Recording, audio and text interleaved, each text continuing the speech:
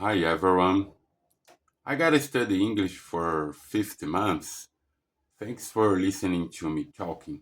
I'll be giving you a few tips today how to more easily understand a native English speaker. Not only that, but well, also learning how to become a better listener in general.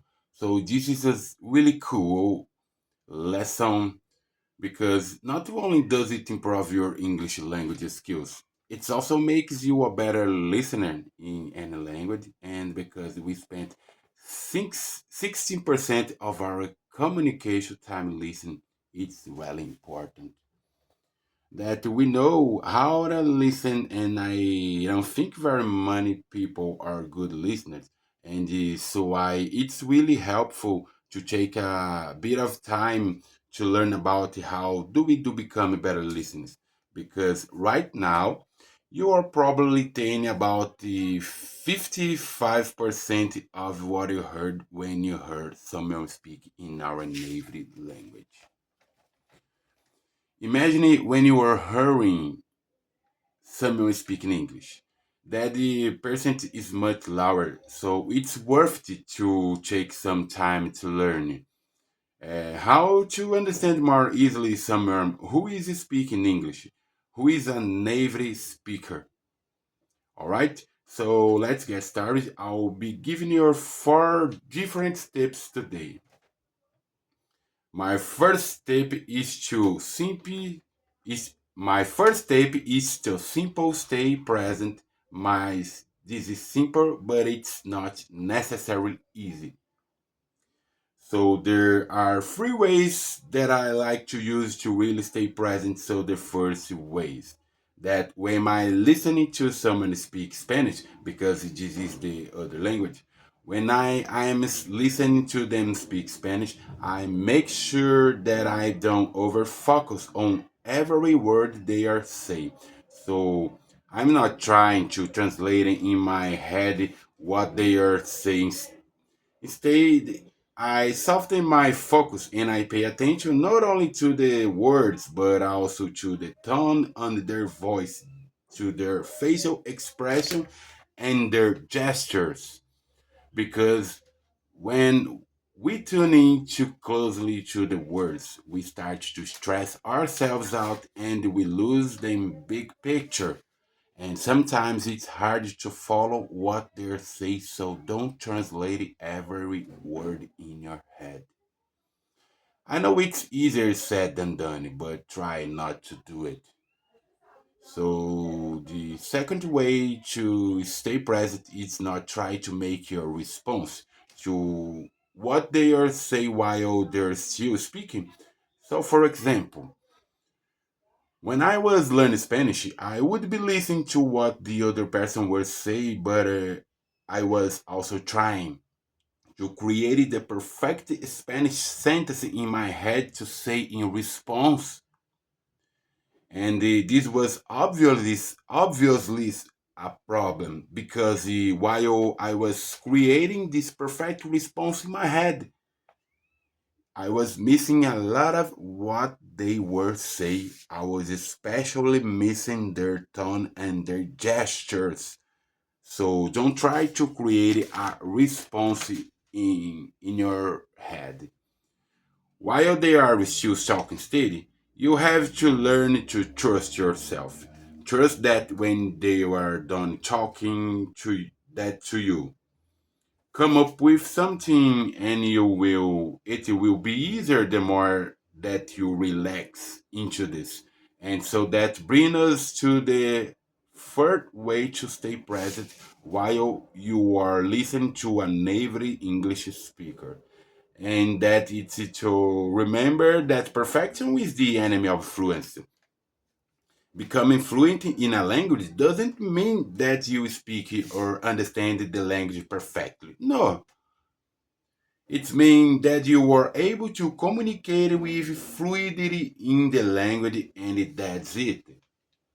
That you are able to flow when you speak and when you listen. So don't try to be perfect, because the more perfectly you try to be, the more stressed out you'll be.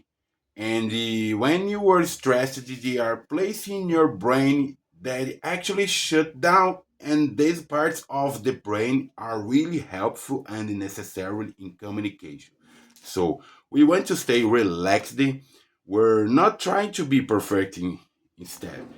We're just kind of trying to flow with it all right. So let's move on to my second tip to more easily understand a native English speaker.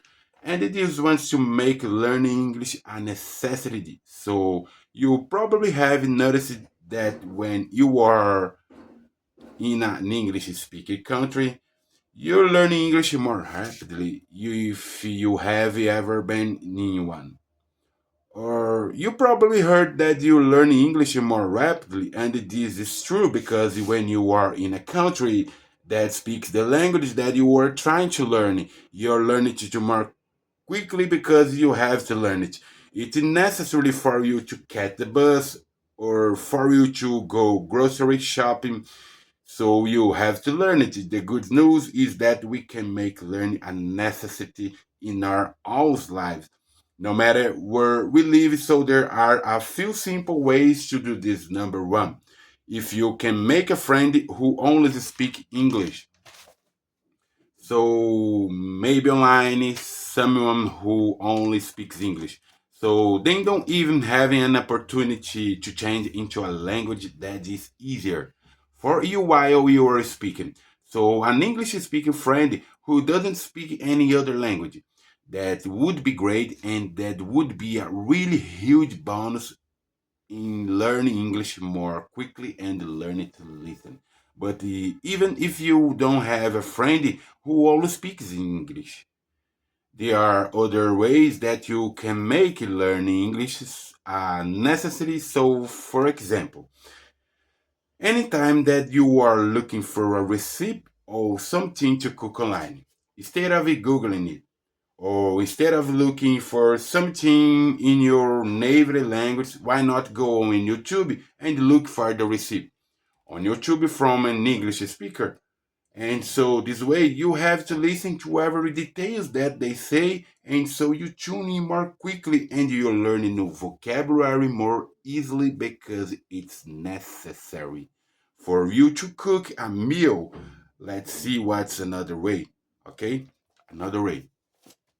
So whenever something breaks in my life, I usually Google it on YouTube and I say, how can I repair whatever? So for example, my booty.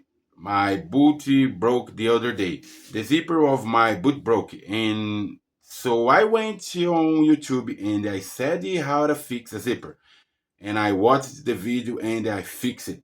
So the next time that you are looking to repair something, instead of looking in your own language, why not go on YouTube and look it in English?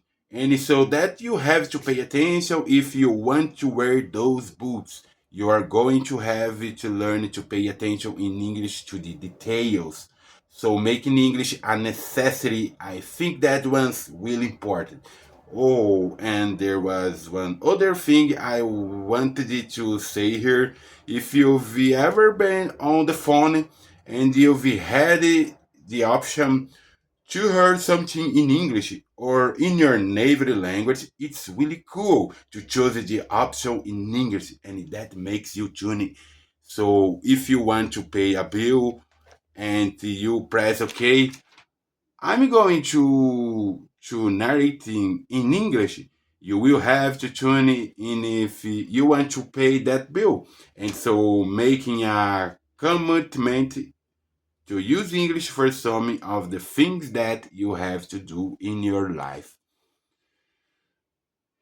will make English a necessity, all right? My third tip, this one's kind of obvious: movies, TV shows, and the Audible or audiobooks. When I was learning Spanish, I love to watch movie in English and then to watch it again in Spanish without any subtitles. And so this way is a really cool way to more easily tune into a native speaker because you already have the big idea of what's going on in the movie. So you already know what's happening.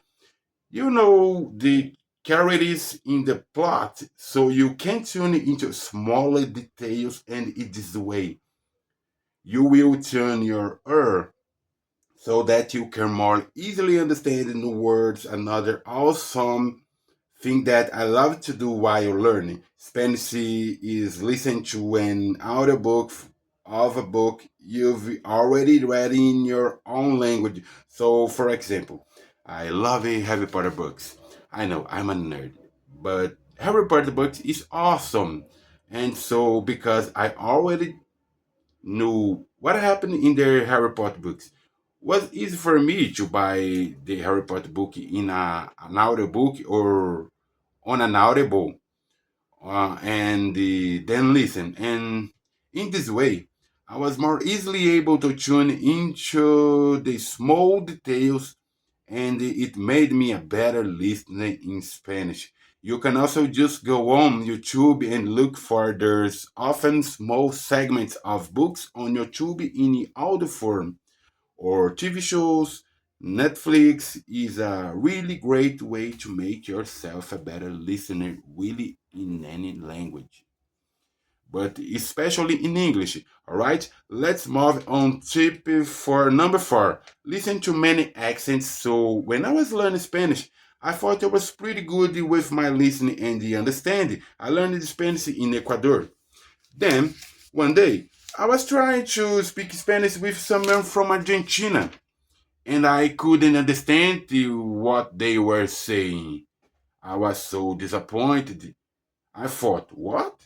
I really thought that I understand Spanish pretty well. Well, I understand Spanish well in one accent, but to really understand another language well, you have to listen to it in several other accents. And so, for example, listening to English in an Australian accent or a British accent or even a Western accent from the southern USA can really help you to become a better listener in English. One cool tip I have for you here is to think about things that you have a lot of interest in.